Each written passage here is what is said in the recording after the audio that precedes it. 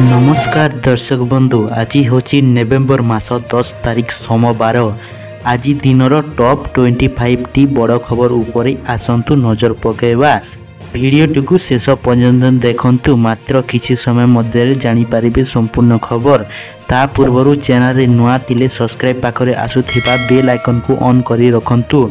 एमिति प्रतिदिन latest news सर्वप्रथमे देखिबा पाई। तेबे आसंतु संपूर्ण खबर उपरे नजर पकेवा। प्रथम खबर, प्रधानमंत्री किसान सम्मान निधि योजना धनीरे 21तम किस्ती प्रदान हेउछि। केंद्र कृषि मंत्री शिवराज सिंह राहुल वीडियो कॉन्फ्रेंस माध्यम यह घोषणा करिसंती।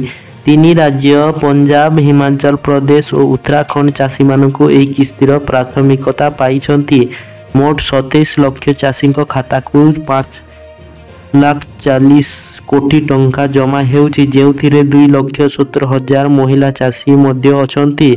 कृषि मंत्री कहिसंती सरकार सबु समय चाषी सहित रहिबा। एही सहायता सेमानक आशा पाई सहारा नहीं आसीछि बान्या वर्षा नैथिबा चाषी पाई।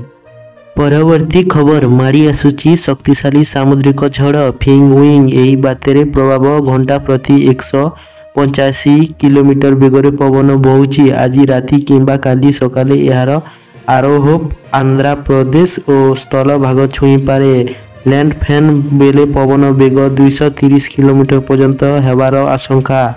प्रशासन पक्षरु 10 लाख अधिक लोकंकु सुरक्षित स्थान को नहीं जायछि।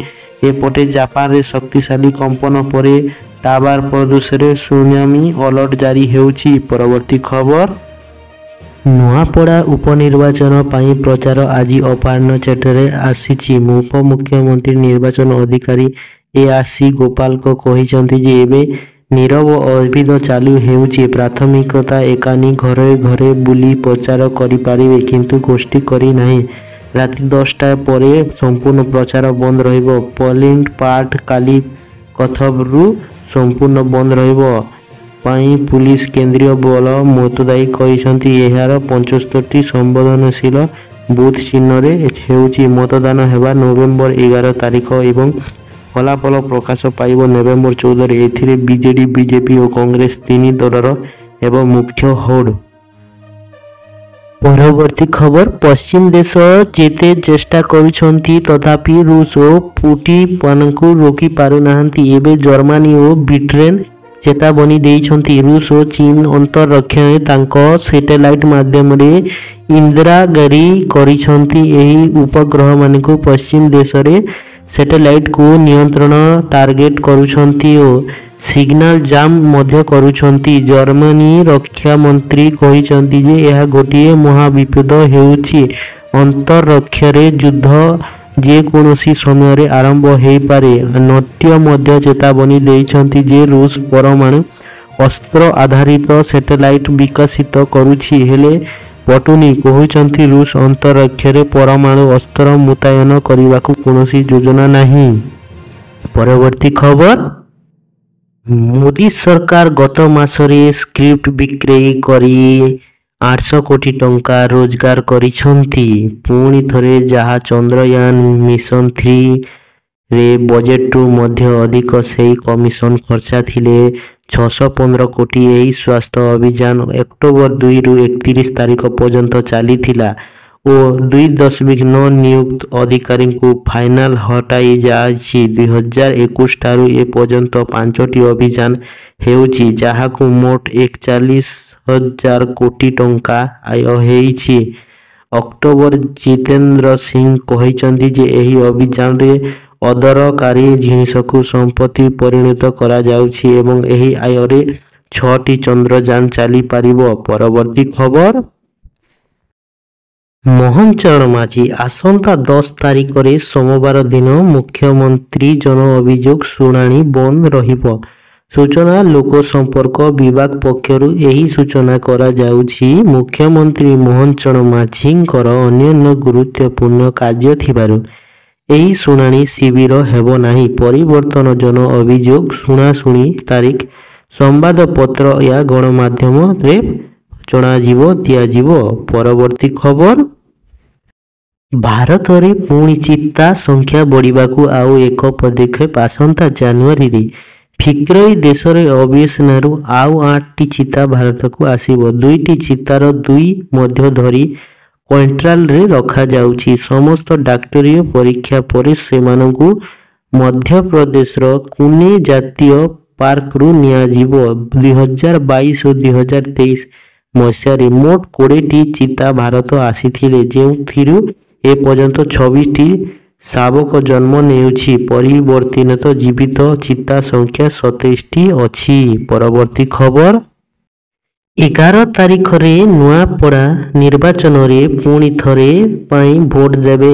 ଏନେଇ ରବିବାର ଅପରାହ୍ନ 4ଟାରୁ ନୂଆପଡ଼ାରେ ଜୀବନ ଅବେଦ ଆରମ୍ଭ ହେଉଛି। ଭୋଟ ଶାନ୍ତିପୂର୍ଣ୍ଣ ଭାବରେ ହେବାରୁ ପାଇଁ ଡିଷ୍ଟ୍ରିକ୍ଟ ପକ୍ଷରୁ ସୁରକ୍ଷା ବ୍ୟବସ୍ଥା ହେଉଛି। ସମସ୍ତ ବୁଥରୁ ସୁରକ୍ଷା କଡ଼ାକଡ଼ି କରାଯାଉଛି। ନୂଆପଡ଼ାରେ 14ଟି କମ୍ପାନୀ ସିଏପି ମ୍ୟୁଜିୟମ ରହିବେ। ଏନେଇ କନେକ୍ଟ ସିଏପିଏଫର ବ୍ୟବହାର ସ୍ଥାନୀୟ ପୁଲିସ ରହିବେ। 100ରୁ ଅଧିକ ଫ୍ୟୁଚର ସିଏପିଏଫ ମୁତୟନ ହେବ ବୋଲି ସିଏପି ଜଣାଇଛନ୍ତି। ପରବର୍ତ୍ତୀ ଖବର। ପାକିସ୍ତାନରେ ଏବେ ସେନା ସର୍ବସ୍ୱନୀୟ ହେବ ଆଶଙ୍କା ଜୋରଦାର। ସରକାର ସେନା ମୁଖ୍ୟ ଶମିନି ମୁନିୟାଙ୍କୁ ଅଧିକ କ୍ଷମତା ଦେବାକୁ ନୂଆ ବିଲ୍ ଆଣିବାକୁ ଯାଉଛନ୍ତି। ଅପଡେଟ୍। ପ୍ରଧାନମନ୍ତ୍ରୀ ଶାହବାଜ ସରିଫ ଏବେ ଇନଷ୍ଟାଗ୍ରାମରେ ଲେଖିଛନ୍ତି ଯେ ମୋତେ ଅଧିକ କ୍ଷମତା ନାହିଁ, ଦରକାର ନାହିଁ। ମୁଁ ଜନତାଙ୍କ ପ୍ରତି ଉତ୍ତରଦାୟିତ୍ୱ। ସେହି ସହିତ ବିଦାୟତୀ ସଂଶୋଧନର ପ୍ରସ୍ତାବକୁ ମଧ୍ୟ ସେ ପ୍ରତ୍ୟାହାର କରିଦେଇଛନ୍ତି। ପାକିସ୍ତାନ ରାଜନୀତିରେ ଏହି ଘଟଣା ନେଇ ତୀବ୍ର ହଲଚଲ ସ୍ପଷ୍ଟ ହେଉଛି। ପରବର୍ତ୍ତୀ ଖବର। ଦିଲ୍ଲୀର ବିଜେପି ନେତା ଉଦ୍ଭାବନୀଙ୍କୁ ନେଇ ଶିଶୁ ଅଥରିଟିରୁ ମମତା ନେଇ କଂଗ୍ରେସରେ ନୂଆ ବିତର୍କ ଦେଖାଯାଉଛି। ଥରୁର କହିଥିଲେ ଯେ ଏଡିଏମ୍ବି ଦୀର୍ଘ ସେବାକୁ ଗୋଟିଏ ଘଟଣାରେ ସୀମିତ କରିବା ଭୁଲ। ଏହା ଉପରେ କଂଗ୍ରେସ ମୁଖପାତ୍ର ପବନ ଡୋଭା ପ୍ରତିକ୍ରିୟା ଦେଇ କହିଛନ୍ତି ଯେ ଥରୁରଙ୍କ ମମତାଙ୍କ ତାଙ୍କର ବ୍ୟକ୍ତିଗତ ମତ, ଦଳ ତାହା ସହିତ ସହମତ ନୁହେଁ। ଏହି ବିବାଦ ପରେ ସୋସିଆଲ ମିଡିଆରେ ମଧ୍ୟ ତୀବ୍ର ଆଲୋଚନା ଚାଲିଛି। ପରବର୍ତ୍ତୀ ଖବର। ରାଇଙ୍ଗାରାପୁରର ଏକ ଦୁଃଖଦ ଘଟଣା ସାମ୍ନାକୁ ଆସୁଅଛି। ହାତୀ ଆକ୍ରମଣରେ ଜଣେ ବ୍ୟକ୍ତିଙ୍କ ମୃତ୍ୟୁ ଘଟିଛି। ମୃତକ ହେଲେ ରାଜପାଲ ଗ୍ରାମର ସଙ୍ଗାବାରୀ, ବୟସ 55। ସନ୍ଧ୍ୟା ସମୟରେ ଧାନ ଫସଲ ଖାଇବାକୁ ଆସିଥିବା ହାତୀକୁ ଘଉଡ଼ାଇବାରେ ବେଳେ ସେ ଆକ୍ରମଣର ଶିକାର ହୋଇଥିଲେ। ବନ ବିଭାଗ ଅଧିକାରୀମାନେ ଘଟଣାସ୍ଥଳ ପହଞ୍ଚି ମୃତଦେହ ଉଦ୍ଧାର କରି ରାଇରଙ୍ଗପୁର ହସ୍ପିଟାଲକୁ ପଠାଇଛନ୍ତି। ପରବର୍ତ୍ତୀ ଖବର। ଦିଲ୍ଲୀରେ ହେବାକୁ ଥିବା ଏମ୍ସି ନିର୍ବାଚନ ପାଇଁ ଆମ ଆଦମୀ ପାର୍ଟି ପ୍ରାର୍ଥୀ ତାଲିକା ପ୍ରକାଶ କରିଛି। ମୋଟ 12 ଜଣ ପ୍ରାର୍ଥୀଙ୍କ ନାମ ଘୋଷଣା ହେଉଛି। ଦକ୍ଷିଣ ପକ୍ଷରୁ ରାମ ସ୍ୱରୂପ ଓ କେନାଲ ଜିଆ ଓ ସଙ୍ଗମ ବିହାର ଏହି ଅନୁଜ ଶର୍ମା, ଗ୍ରେଟର କୌଶାଲୀରୁ ଇଶାରୁ ଗୁପ୍ତ ଓ ବିବେକାନନ୍ଦ ନବରଙ୍ଗପୁର ଗୀତା ରଞ୍ଜନ ପ୍ରାର୍ଥୀ ହେବେ। ଏହି ଉପନିର୍ବାଚନ 30 ନଭେମ୍ବରରେ ହେବ ବୋଲି ଫଳାଫଳ ଡିସେମ୍ବର 3ରେ ଘୋଷଣା ହେବ। ନମସ୍କାର।